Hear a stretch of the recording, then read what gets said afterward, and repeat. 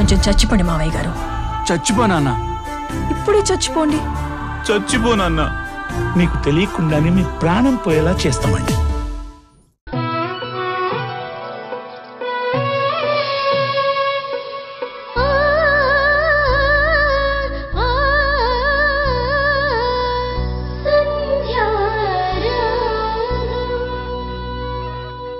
సంధ్య, ఈరోజంతా నీతో పాటు షాప్లో ఉండి నీతో కలిసి ఇలా ఇంటికి వెళ్తుంటే ఏదో తెలియని సంతృప్తి. ఇద్దరం కలిసి కష్టపడుతున్నందుకు చాలా ఆనందంగా ఉంది సంధ్య. అసలు నువ్వు పక్కనుంటే ఈరోజు నేను షాప్లో పనిచేసినట్టు అలసిపోయినట్టు నాకేది అనిపించలేదు. భలే ఉంది సంధ్య. రోజు నేను నీతో పాటు షాప్కి వస్తాను, నీతో పాటు ఇంటికి వస్తాను. చూడు, నాకు హెల్త్ బాలేదు, అది బాలేదు, ఇది బాలేదని నన్ను ఇంట్లోనే కూర్చోబెట్టద్దు, సరేనా? మీరు వస్తానంటే సంతోషమే కదండి. పదండి.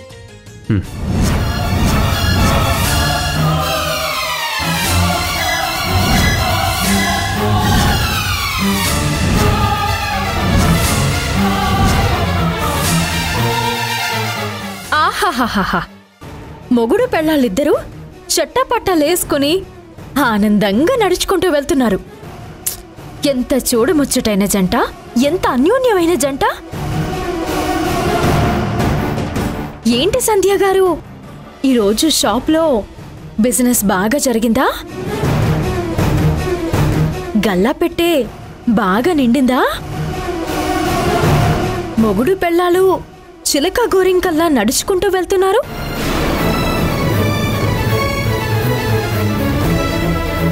అసలు ఇది కదా జీవితం అంటే. ఎంత ఆనందంగా ఉంటున్నారు. మరి నువ్వు ఆనందంగా ఉన్నట్టు నేను కూడా ఆనందంగా ఉండాలి కదా.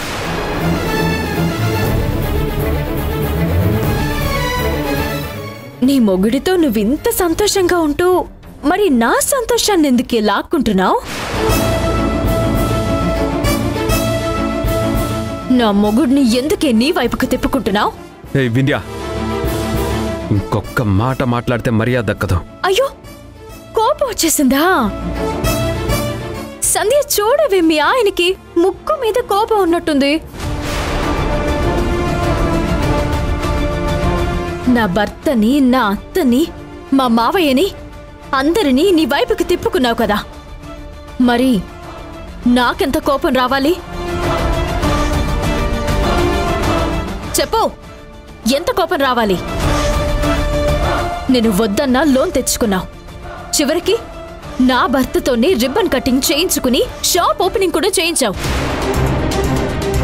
ఇప్పుడు నీ కోరిక తీరినట్టే కదా. నీకు ఇప్పుడు సంతోషమే కదూ? అసలు నీకు డబ్బు కావాలంటే నా పుట్టింటి నుంచో అత్తగారింటి నుంచో తీసుకొచ్చి నీ మొహాన్ని పడేస్తాను కదే.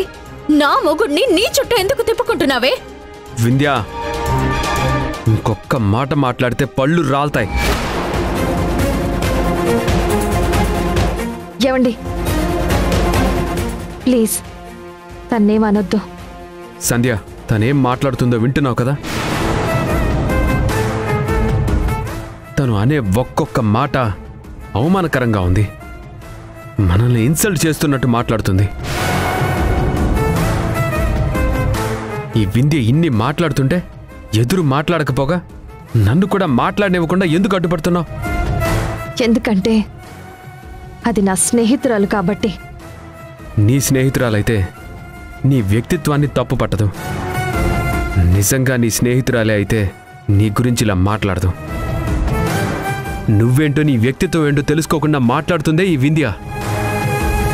నీ స్నేహితురాలు కానే కాదు, ఎప్పటికీ ఎప్పటికీ నీ స్నేహితురాలు కాదు. ఎస్, కరెక్ట్గా చెప్పావు శ్రీకర్. మేమిద్దరం ఎప్పటికీ స్నేహితులం కాదు.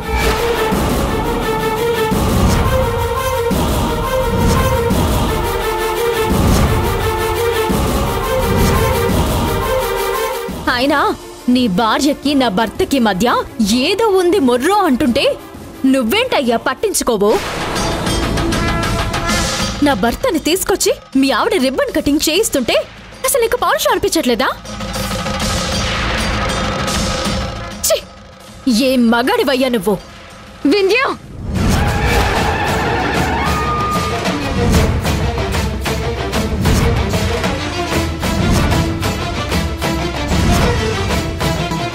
ఓహో, చెయ్యి పైకెత్తేంత ఎత్తుకెదిగావన్నమాట.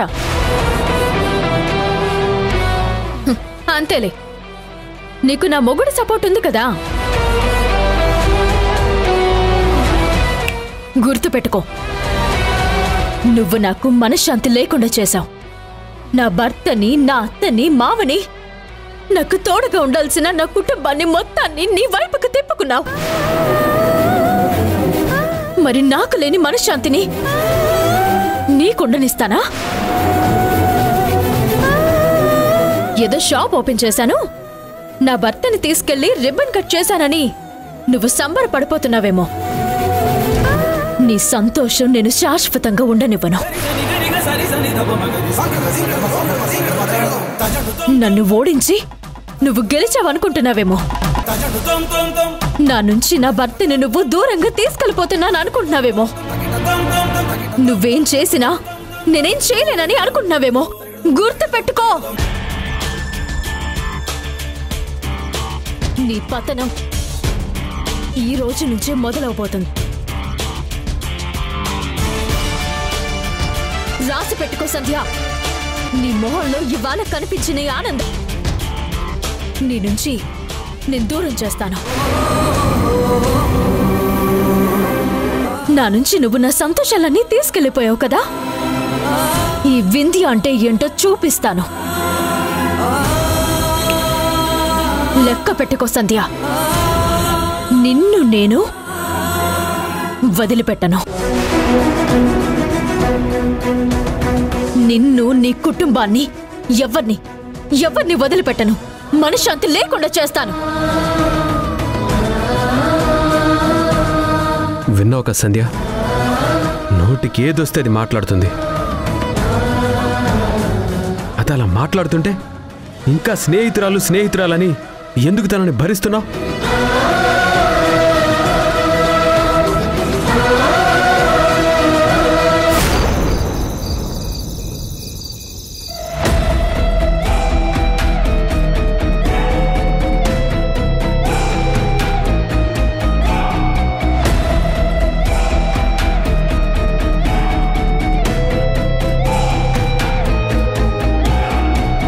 ఎక్కడికెళ్ళింది?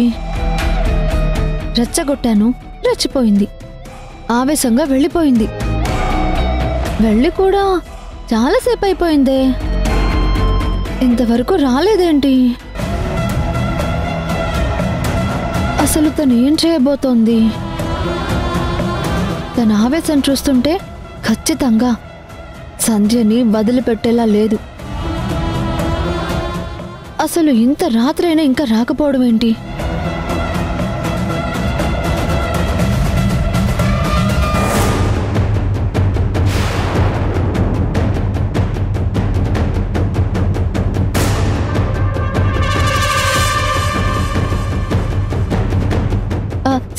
సిస్టర్, ఎక్కడికి వెళ్ళావు ఇంతసేపు? వెళ్ళి కూడా చాలాసేపు అవుతుంది, ఇంతవరకు రాలేదని కంగారు పడుతున్నాను. నువ్వు వచ్చే వరకు నాకు అసలు నిద్ర కూడా పట్టలేదు. ఇక టెన్షన్ ఏం లేదు, నువ్వు వెళ్ళి హ్యాపీగా నిద్రపో. ఏంటి సిస్టర్, ఏం చెప్తున్నావు? వాళ్ళంతా ఒకటైపోయి నిన్ను ఏడిపించారని నీకు వ్యతిరేకంగా షాప్ ఓపెన్ చేయించి రిబ్బన్ కూడా కట్ చేయించారు కదా. దీనికి ప్రతీకారం ఖచ్చితంగా ఉండాలి కదా. నువ్వు ఏదో ఒకటి ప్లాన్ చేసే ఉంటావు. ఏం చేసావో నాతో చెప్పు సిస్టర్, లేకపోతే ఇప్పుడు లోపలికి వెళ్ళినా కూడా నాకు నిద్ర పట్టేలా లేదు.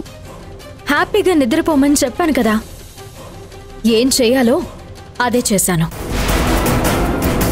ఇంతకీ మా ఆయన ఎక్కడున్నాడు? గదిలోనే ఉన్నాడా?